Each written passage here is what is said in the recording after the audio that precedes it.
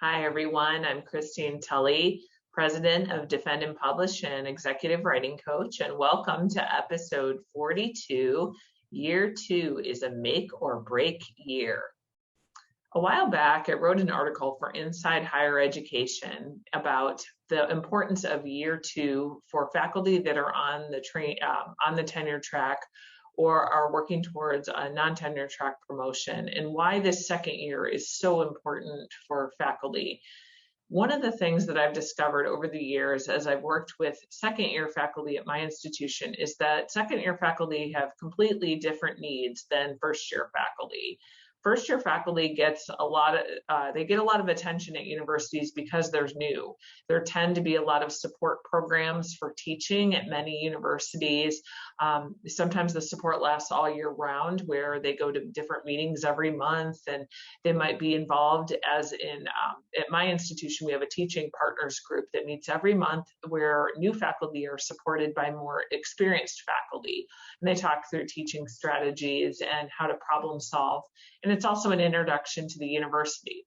Other institutions may have something like this, either prior to the beginning of the academic year starting or as something that's ongoing.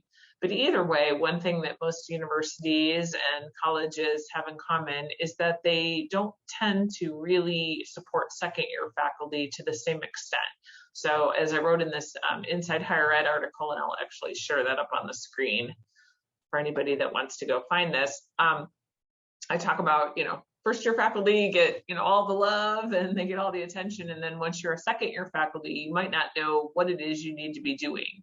So one of the things that I recommended in this article, and I want to talk through some strategies in a little bit more detail than is in one of these types of pieces, is some things that you can be doing if you are a second year faculty member on the tenure track to make sure that you're getting ready for tenure and promotion, no matter what the criteria are at your institution to get that. One of the things that tends to happen after the first year of being in a new faculty position is that many new faculty, particularly those coming right out of graduate school or those that have been clinicians before, maybe physical therapists or nurses or pharmacists, and have been professionals in another setting, that first year is really exhausting.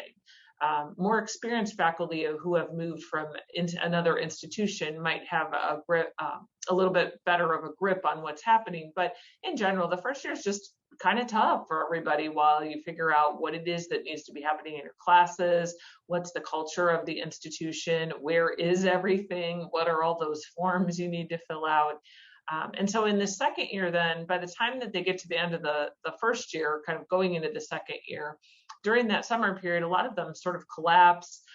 They might regroup a little bit, they might tweak some syllabi, but one thing that I found in common is that a lot of faculty don't necessarily think about scholarship right away starting in the second year, unless they're at an R1 institution that tends to emphasize that culture from the beginning. And so here's a couple of differences between this first year and the second year, with the note that, yes, of course, you have 1 year of less time to meet your scholarship goals. But in the first year, usually there are some scholarship projects you're working on that are carryovers from graduate school. So you might publish a book from your dissertation. You might use some of that research in there to put out a couple of articles or conference presentations.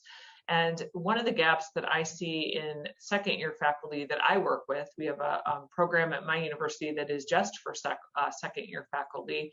But one thing that I find is that by the summer of that first year, a lot of those projects have already been put out or published. And then the faculty member is sort of scrambling as to what to do next. How are they going to get the next article or the next book chapter?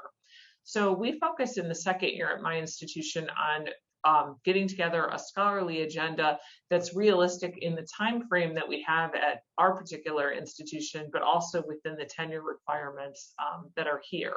And doing that usually is an eye-opener for the second year faculty. We do it right at the very beginning of the year, so faculty understand, what are their obligations and what are the places that they need to work to make sure that they're going to meet those goals. But the other things that we do in that second year are walk through how to set up a realistic writing schedule. So usually these faculty have had some instruction on teaching and they know a little bit about making, syllabi and meeting with their classes and setting their office hours. but no one really talks to them about how to set up a realistic writing schedule, how to know what projects to work on next, how to establish a pipeline of projects in a way that makes sense within the tenure clock. And really that has to be done in the second year. By year 5, it's a little late. And as I see all the time, the faculty that manage to figure this out in the second year tend to be the ones in year 6 that are applying for tenure to make sure that they have tenure by year 7. They're the ones that are doing okay once it's time to apply for tenure. The ones that don't are ones that treat year 2 as another repeat of year 1, but better. So they try to, revise all their classes and make them all better, and they still tend to spend too much time on teaching versus working on scholarship. So one of the things that I also advocate, in addition to figuring out what the priorities are, I will link to this article that I'm showing on screen for our audio listeners. I'll put this in the show notes. But another thing that I will put into the link would be some other resources about how to get set up with a research agenda for the year, how to figure out what your writing goals are. This is something that has to be established because, of course, it will take some time to figure out what your next article is or what your next book is, and figuring out how that time it has to be used in order for you to make that timeline happen. One other thing that I know I've talked about in a previous podcast episode, I will put a link in the show notes to it, is one about cutting teaching preparation. So in year 1, teaching tends to take up a lot of our time because classes are new and students are new. And for many new professors, they're coming out of graduate school. So now they have to get more into a faculty mindset if they're not there already. So, and in the first year, teaching probably should take up a little more time as we get familiar as to what's happening. But one thing that has to happen then by that second year is figuring out how to do teaching a little bit more efficiently. So I'll put a note in a link in the show notes to that podcast about how to cut some teaching prep to make a little bit more room. And then what I tell year 2 faculty as a close here is just to prioritize scholarship during that second year. Think of the first year as this is the teaching year. Year 2 is the year that I'm focusing on scholarship and prioritizing some writing projects. So one of the things that happens at my institution is we try to think about getting 2 projects completed during the year. And certainly this is very institution dependent. I'm at a comprehensive private university where it is acceptable to do an article and a conference presentation in a year. And that's what I have faculty work towards. So even in this pandemic situation, we're recording this right now in October of 2021, we want to make sure that we have priority or scholarship presentations and articles that can be done within, of course, whatever's happening with the pandemic in our timeline if you're listening to this in real time. But certainly knowing that they're going to try to complete 1 conference presentation and 1 article during the academic year tends to be something that we can set up then from the beginning. Where are they going to be writing that article? How are they going to do the data collection or the research for it, and so on. So hopefully these tips you might find helpful. I'd also encourage anyone that's in the second year, if you want to talk with us, on our website at Defend and Publish, we offer free 30-minute consultations, no strings attached.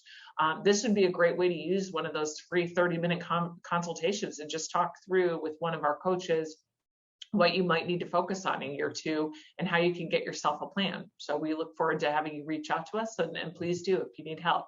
Happy writing this week.